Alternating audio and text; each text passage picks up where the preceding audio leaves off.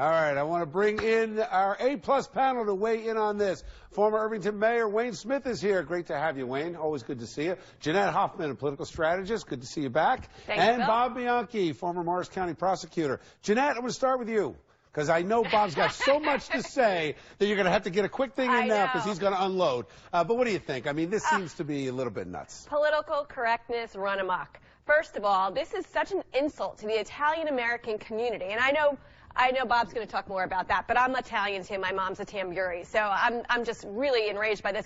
But this is typical de Blasio. He doesn't want to take a position, so he forms a commission to look at the statue, which is baloney, and then he comes out and says, oh, no, we're going to keep the statue. So I think he just can't take a position. Bob, what do you think? Is this about de Blasio, or is this about an affront to the Italian-American community? It's an affront to the Italian community, and this is going to probably be the thing that finally the Italians are going to wake up, that represents some of the largest voting blocs both in New York and New Jersey. We are tired of being the whipping post in the media. We are tired of being branded as mob people. We are tired of the negative stereotypes. We have respect for a man in history who has his place, irrespective of what some people may think were the bad qualities of that individual. This is very important to our community, and we are going to fight for this, and rightfully so. When are people going to start being sensitive to the Italian Americans in this country? I say now is the time. This is the stake in the ground. Mr. Mayor, what do you think? You led a city. Is it a fair criticism of de Blasio? You heard Jeanette say he pretty much punted. Why take a position if I can have a commission? Well, I'm not going to answer that question, Bill. That's a decision he'll have to make. But I will You're say going to form a commission to study that answer. I would never disrespect any group that has contributed to this great country. So Italian Americans have certainly got their contributions. The challenge for us is when we discuss history, and there are some flaws in every human being, that this creates this kind of discussion. So I think there should be a day that recognizes whether it's Columbus Day or any other day, but in no means the debate should be about disrespecting. Wait, let me ask you, yes or no, you're always a diplomat here, statue, stay or go? I don't live in New York. It's not my issue. Come on. Come on. All right, look, I got to leave it there, guys. Thank you. All right, guys, I want to bring back our panel. We are joined once again by Mayor Wayne Smith, former mayor of Irvington. Good to have you here. Jeanette Hoffman, political strategist, and Bob Bianchi, the former prosecutor in Morris County. Jeanette, let me start with you.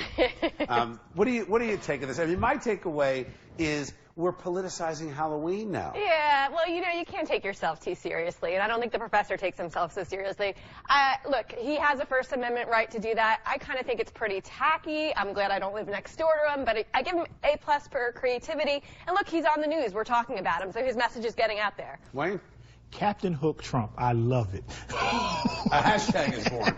Bob, what do you think? He is in a long line of tradition, if you know anything about the history of our government and the First Amendment, a political satirist in a creative way, and there have been creative cartoons about characters and politicians from the beginning of our country. I applaud his creativity. Whether you like Trump, don't like Trump, it certainly is creative and sends a message. Don't you think it just exemplifies how far left our academic institutions have become? I mean, we're laughing about it, but he's teaching the next generation, and he's imposing an ideology more than teaching the history. That's not his right. I mean, the Russian thing is. Yeah, I mean, he didn't say he talks about that in the classroom. He's expressing a valid point. Yeah. I'm sure he does, though. But do you think he really separates I'm sure. I mean, come on. He's on TV as professor for Central Connecticut State University, and if I'm someone who's conservative leaning, I wouldn't take his class. It's crazy, the idea that we've been looking into the idea of whether or not this represents liberalism in education. There are conservative professors. Well, I had very conservative professors. You know what? They were Dominican priests. It represents wackiness with a side of creativity. We're going to leave it there. All right, guys, I want to talk about a much more serious story now. As you remember, we brought to you last week the story of a Bronx teenager, an 18-year-old high school student who killed a fellow student in the classroom. A 15-year-old was stabbed to death. The young man who is accused of committing this act is in custody. Diana Blass has the full story. It's been just over a week since Luna Dennis learned her 15-year-old son had been stabbed to death inside his Bronx high school, the Urban Assembly School for Wildlife Conservation. A moment she describes like a movie. I ran from work to see my son now getting carried in the ambulance. Like, Why wasn't my son already at the hospital? Her son's killer, 18-year-old Bill Spadea, told police he snapped after being bullied for weeks with anti-gay slurs. The Department of Education is now investigating the incident, and police have charged him with murder. This as a year-old questionnaire has surfaced, with 92% of teachers at the school and 89% of students saying they've observed bullying. But Ms. Dennis wants to make clear her son is the victim. My son is loving. My son is full of life. If he was being bullied, the accused killer, I'm not saying it's right for anyone to bully anyone, but it's also not right for anyone to take somebody else's life. Sanford Rubenstein is the family's lawyer. There are requirements that schools have when it comes to bullying with regard to dealing with that issue, which we don't know if they were followed in this school. The family says they are considering filing a lawsuit after their son's funeral. That will take place on Saturday, October 14th at the Castle Hill Funeral Parlor. I'm Diana Blass reporting for Chasing News. Thank you, Diana.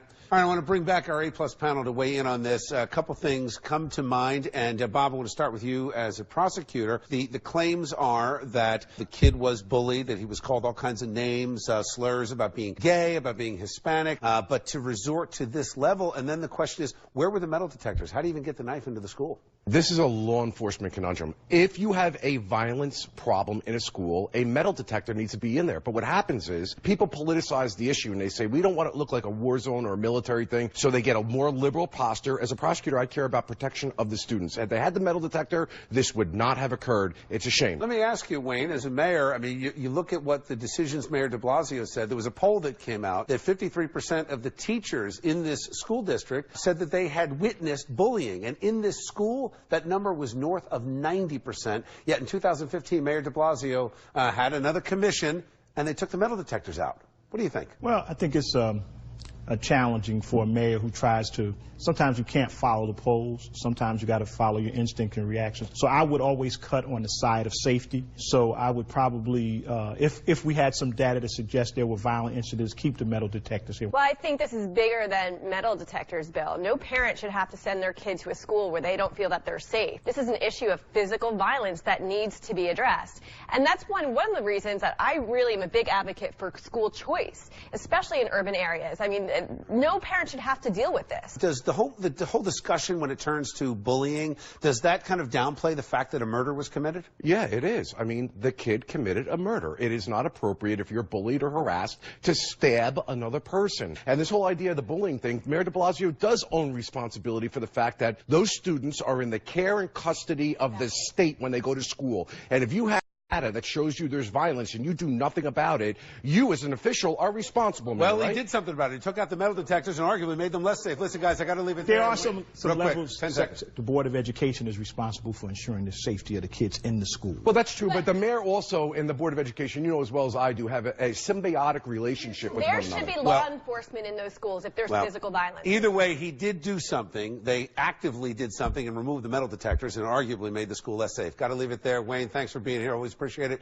Jeanette, Bob, thank you. Let's check in.